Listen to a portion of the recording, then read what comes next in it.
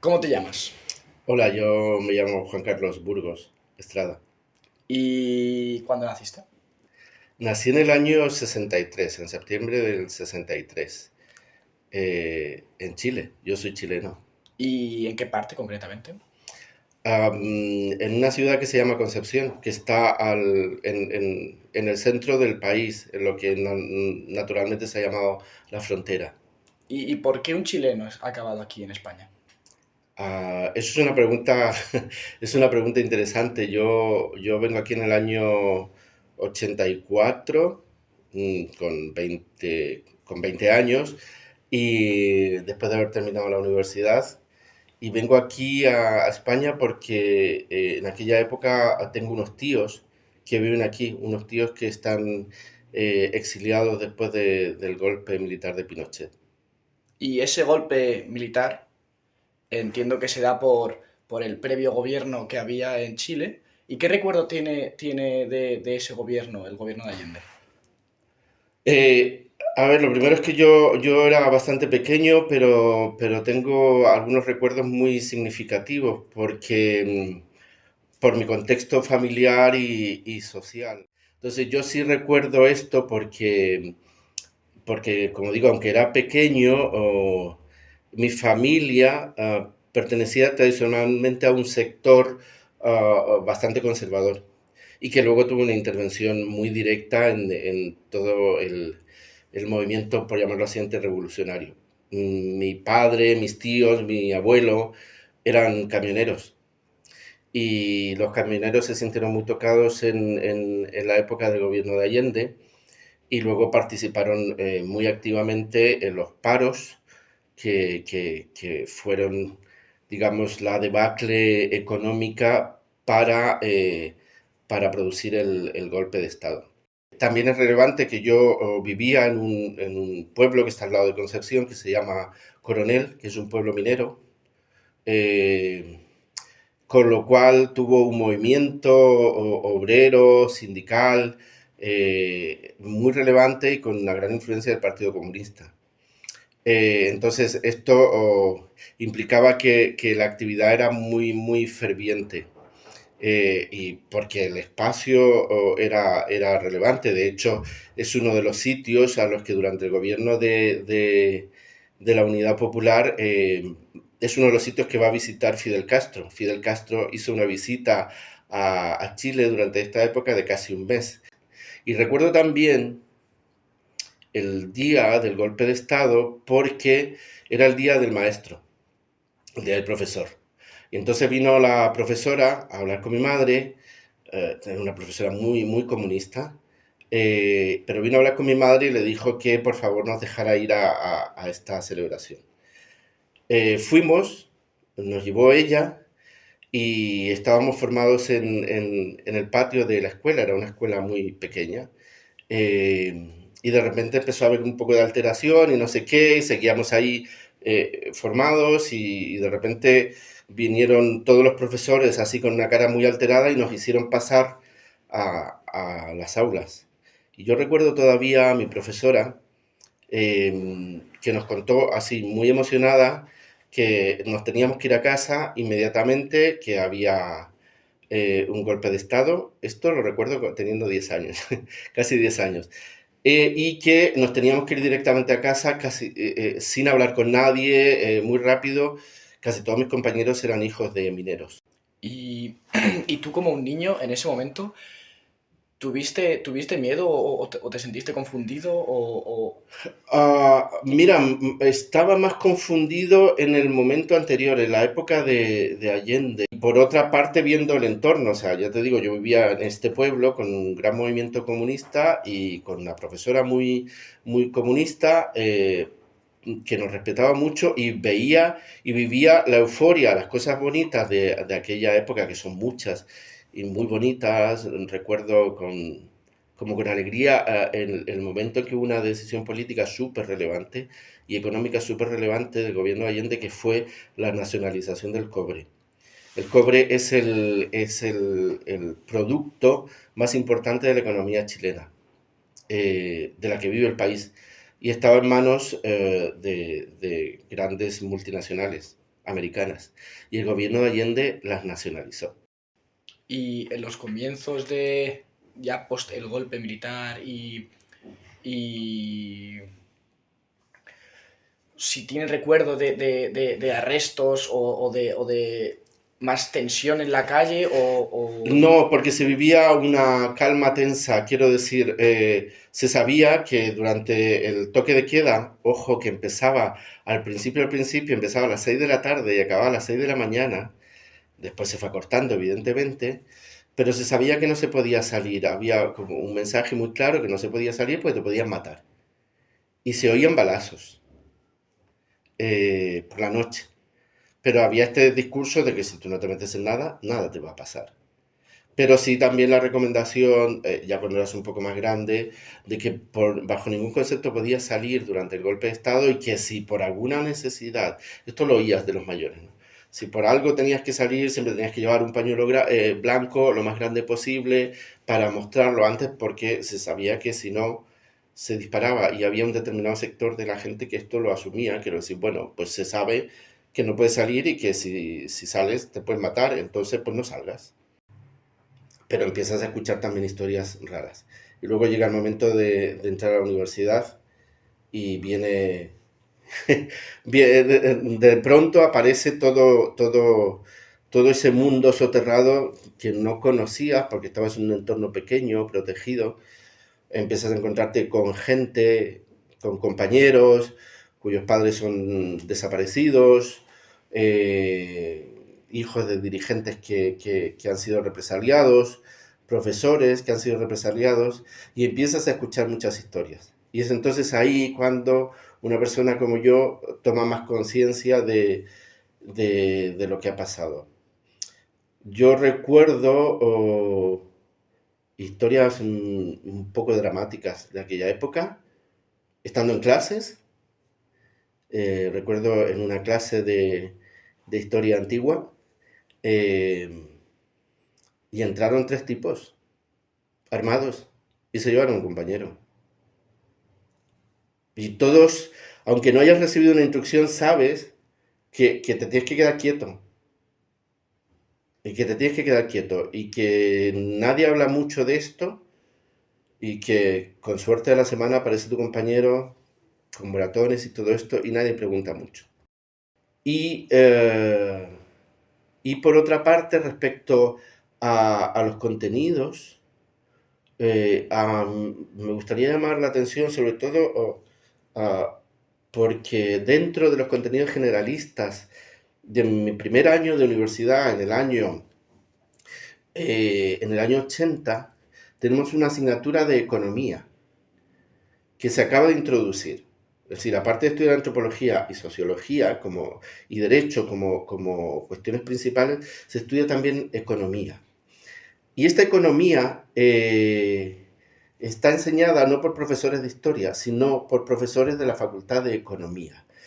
Y los profesores de la Facultad de Economía, de todas las facultades de Economía de aquella época, están formados bajo la ideología de los Chicago Boys, que son los ideólogos de la economía de la Escuela de Chicago. Bueno, pues detrás del golpe de Estado están todos los estudiantes chilenos de la Escuela de Chicago, que vienen y introducen inmediatamente tras el golpe de Estado, porque la economía no la manejan los militares, introducen toda la ideología de la Escuela de Chicago. En la televisión pública, la Televisión Nacional de Chile, en el horario estelar de la semana, nos ponen un programa que dirige directamente Milton Friedman. Sería interesante que lo buscases en YouTube, porque a lo mejor está, que se llama Libres para elegir. Y se inocula esta idea en toda la población chilena. Se nos dice que lo que tenemos que tener es libertad para elegir y para comprar lo que nosotros queramos. Y que tenemos derecho a tener televisores y buenos coches y todo esto. Y que no hay problema, porque si no tienes dinero puedes pedir créditos. Y respecto a la oposición, ¿había alguna institución que cuestionase este modelo económico y social? Luego, como institución, probablemente la institución que lideró la oposición y que fue muy comprometida fue la Iglesia Católica. La Iglesia Católica piensa que estaba muy vinculada a la democracia cristiana eh, durante la época de la previa al golpe de Estado. De hecho, la gente que forma una decisión dentro de la democracia cristiana, que es la gente más de izquierda, está muy vinculada a la iglesia, que es la izquierda cristiana, que es de donde salen esta gente, estos tíos y toda esta gente. Se compromete la Iglesia Católica de forma muy activa contra el modelo económico, por la represión económica que esto suponía para determinadas clases, pero sobre todo con la represión política. La Iglesia Católica había acogido a mucha gente que escapa de la primera etapa del golpe, a través de la Nunciatura Apostólica, y luego se crea una institución que se llamaba la Vicaría de la Solidaridad, que es directamente, está en la sede de la iglesia, y es la que se encarga de formar abogados y pagar abogados, y liderar todo el movimiento para la búsqueda de los detenidos desaparecidos. Entonces es muy activa, lo fue durante toda la dictadura. Hubo un cardenal, el cardenal Silva Enríquez, es el único que me sé porque es el nombre que tiene el sector donde vive ahora mi madre. Pero fue muy significado y la gente no quería mucho a la Iglesia Católica. Hay incluso movimientos, digamos, internacionales, que luego han sido muy cuestionados, de colaboración con la dictadura. Se me ocurre mencionaros aquí, por ejemplo, la participación de la colonia alemana en Chile. La colonia alemana en Chile es una historia muy larga que tiene que ver con la época de la colonización bueno, se llamó la colonización, la invasión de la Araucanía, pero que es una historia de la que no vamos a hablar ahora porque es muy larga. El gobierno a mediados del siglo XIX coge pobres alemanes y suizos y se los lleva a Chile, le quita la tierra a los, digamos, coge tierra de los araucanos y se la da a estos colonos, y estos colonos crean un modelo de economía que ha marcado al país, que marca nuestra cultura, que marca el paisaje, incluso, y hasta la forma de vida, que es muy bonita. Esa colonia alemana, que es muy importante y que sigue teniendo vínculos con su país de origen, va recogiendo en distintas épocas a distintos movimientos. Cuando acaba la Segunda Guerra Mundial en Europa, parte de la gente que escapa del nazismo va a parar a Chile, va a parar a Uruguay, va a parar a Argentina. Y parte de ellos van a parar a Chile. Y se integran en la gran colonia de alemanes que existe en el sur de Chile, pero también en un pequeño núcleo que existe muy cerca de donde yo vivía, que es una cosa que ya en los años 60, en los últimos años 60, crea como un gueto muy raro, que es lo que se llama la Colonia de Dignidad. Y que genera un movimiento de gente que vive muy extraña, es casi una especie de secta, porque incluso los alemanes que llegan ahí nacen ahí dentro, se educan ahí dentro, solo saben alemán y viven como en el siglo XIX. Y en esta colonia no se puede entrar. Mi padre, que era camionero, bueno, atrás, alguna vez contaba que llevaba materiales a la Colonia Dignidad y contaba que podían dejar los materiales dentro y que luego salía un montón de gente que eran como de películas antiguas que cogían los materiales, no hablaban nada más que alemán y lo metían dentro. Bueno, pues con el tiempo se han descubierto las conexiones de la dictadura de Pinochet con la Colonia Dignidad, que se convirtió en un centro de tortura, con prácticas de torturas muy relevantes para gente de la oposición, aunque también con los propios colonos que vivían ahí. Lo que pasa es que la dictadura falla estratégicamente, porque pone las herramientas que hacen que la propia dictadura acabe. Dicen por ahí que hay que ser muy torpe para convocar un referéndum y perderlo. Pinochet lo perdió. En el año 80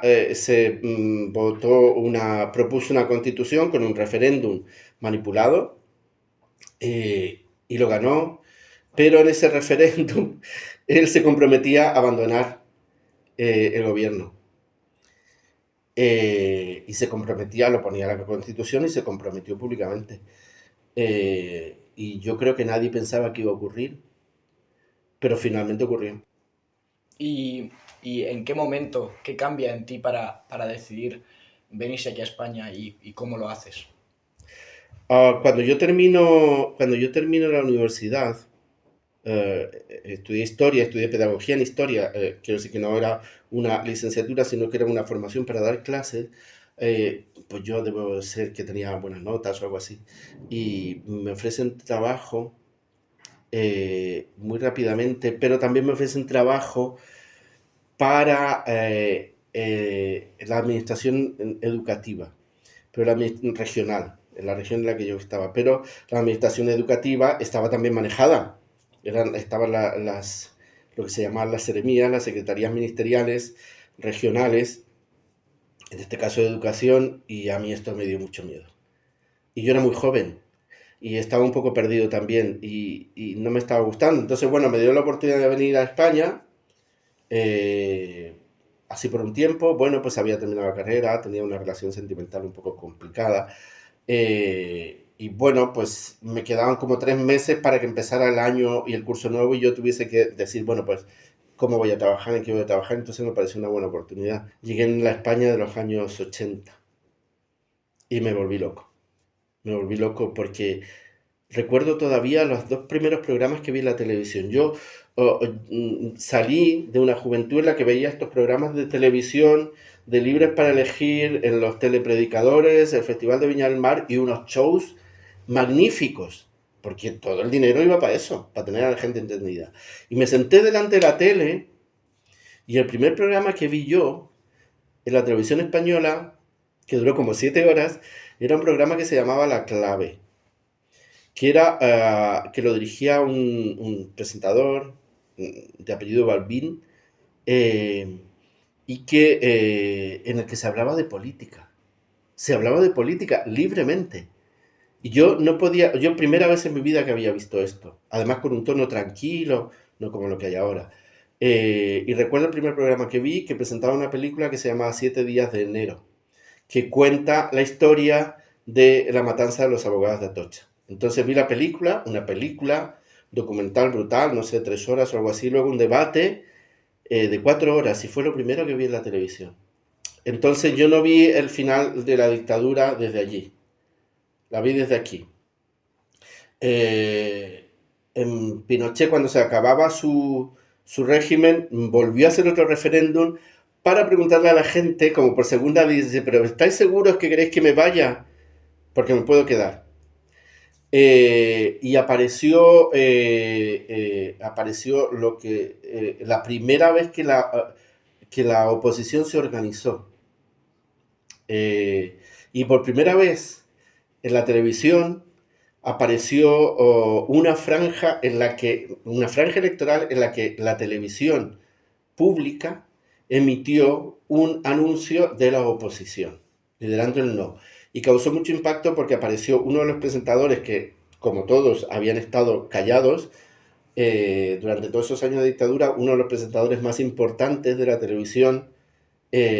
La primera imagen fue la de él llamando a votar que no, y además luego apareció el que luego sería presidente de Chile, Lagos, hablándole directamente a Pinochet y le indicó con el dedo así, le dice, usted, señor Pinochet, se tiene que ir.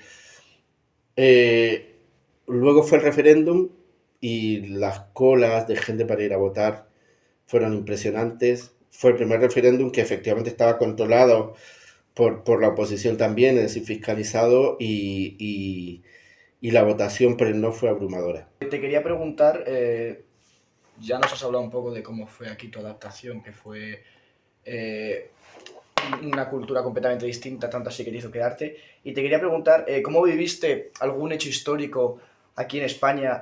¿Cómo fue la entrada a la Comunidad Económica Europea?